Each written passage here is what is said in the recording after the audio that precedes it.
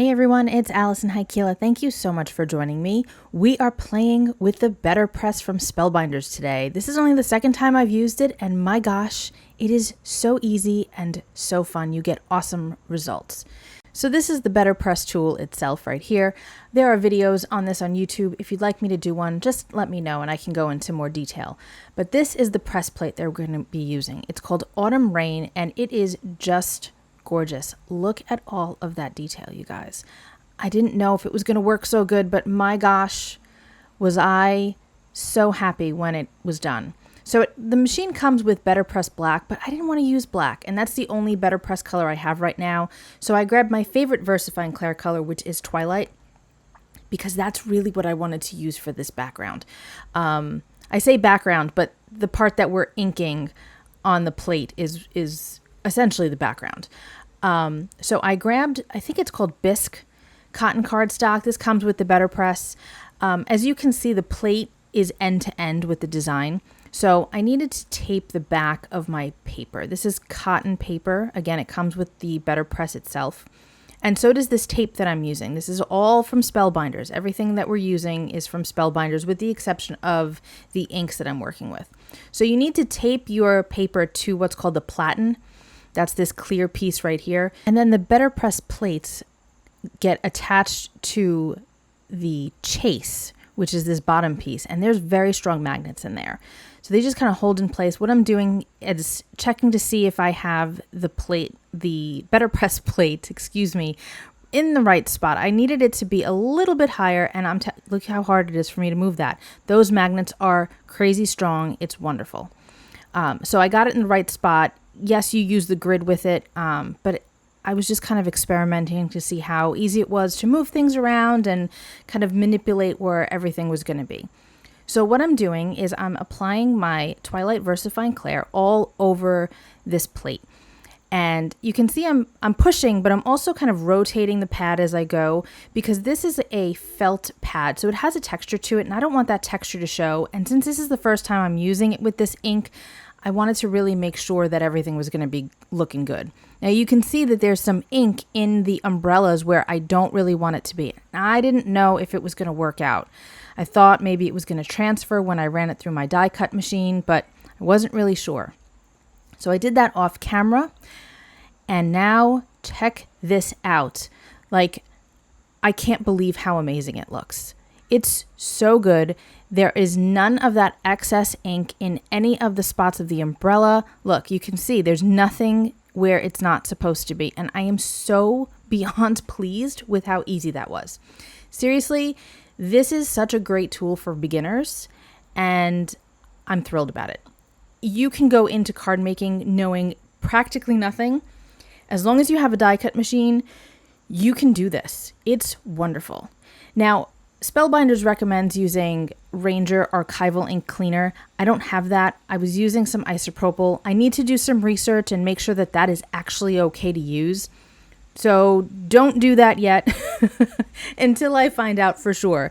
Or just use your Ranger Archival Cleaner. The tape pulled up some of the paper on the back, but you can't tell from the front, so it's all good. So now I have the stencils. You can get this Autumn Rain BetterPress plate with or without the stencils, but you can't buy the stencils separately. So it's a combo pack, and I'm telling you, you want the stencils. You'll see why. So I have 3 distress ink colors that I don't use very often, and that's kind of why I decided to use them, because I don't use them very often. We're going to start off with the leaves. All of these stencils are numbered. There are registration marks on there so that you can line things up easily, but really, it's so simple to line this up. So simple, it's crazy. I do stenciling all the time. You know that if you watch my channel, and I seriously can't believe how perfectly they lined up. So I'm starting off with Wild Honey, and I'm just using a blending brush to apply this color to all of the leaves in varying spots, not covering them completely because I'm going to use the other 2 colors on the leaves as well. And this is a really quick process. You don't need to go crazy. Again, everything is cut so perfectly. It's a really fast thing to do. I mean, just like that, it looks cool. Just like that. Now I'm going to go in with the crushed olive. And I decided that I didn't want to do any of the leaves tricolored. I only wanted them to each have 2 colors. So all of the little guys are going to have the wild honey and crushed olive, and then the big guys are going to have wild honey and fired brick. And I really like that look. I think it came out really cool. Obviously, they're leaves. You can experiment with this however you like. Use as many or as few colors as you want to. I just wanted to play. So that's what I did. And I really am so thrilled with the results of this. You can use these stencils in any order that you want. You don't have to do them in number order. I think that these leaves are like stencil number 3. Use whatever you want. In fact, I wind up not using one of the stencils.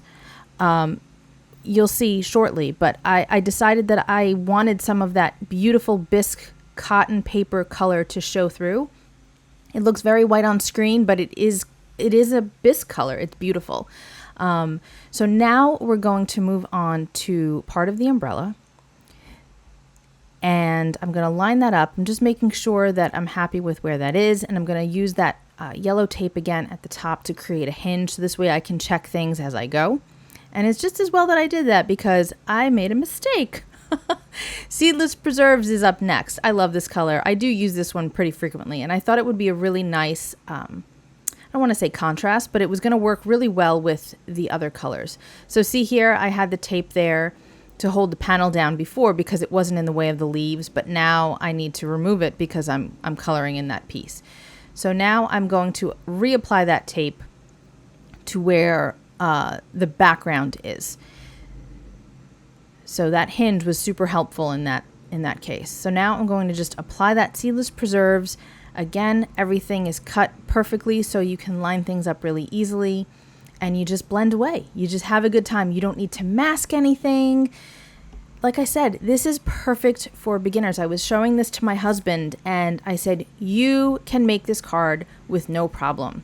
And he's a little hesitant. I said, well, you're just going to need to watch my video on Friday. And he said, I will. So, hun, I hope you're watching and I hope you do this.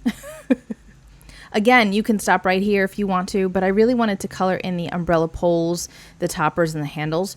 So that's 2 separate stencils. So the umbrella pole is one, and then the topper and handle is another. I opted to use Vintage Photo for all of that. You can use different colors if you want to.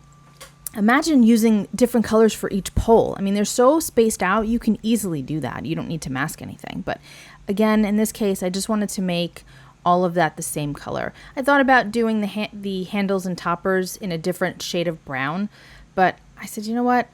It's got enough going on. I'm happy with it the way it is. I just think it looks fantastic. I am really so pleased with this. I can't believe how simple it really was to do. And I just ran this through with my manual die cutting machine. I was a little confused with this particular stencil. I couldn't quite figure out how to line it up. I don't know why I didn't just look at the number, because the number should be in the lower left corner, I believe. And I just wasn't, I don't know, I had like a moment of insanity there and I couldn't get it to work. But now, ta-da, there we go. It lines up beautifully.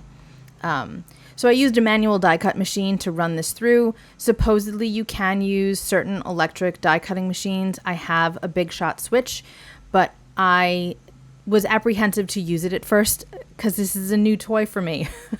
So I just used my old Big Shot, and you can see it worked beautifully with one pass through.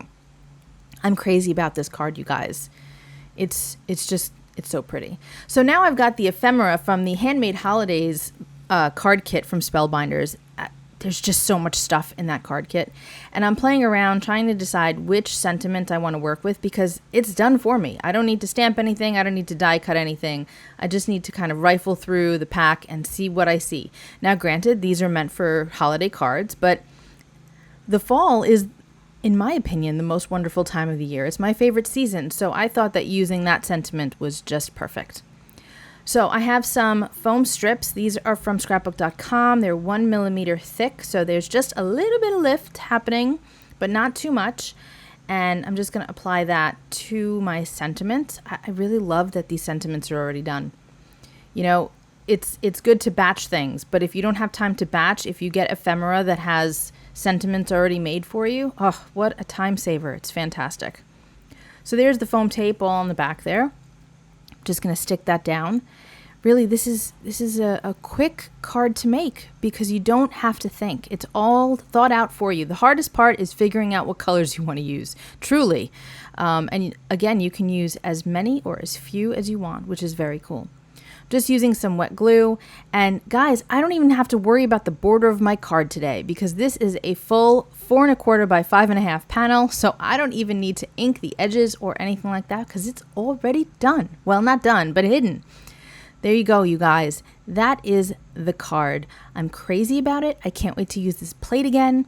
Let me know in the comments if you'd like me to go more in depth about the BetterPress. I'm sure I'll have more videos using these products in the future because I've got some more fun things coming. But if you want to see like a basic how-to starter kind of thing, let me know.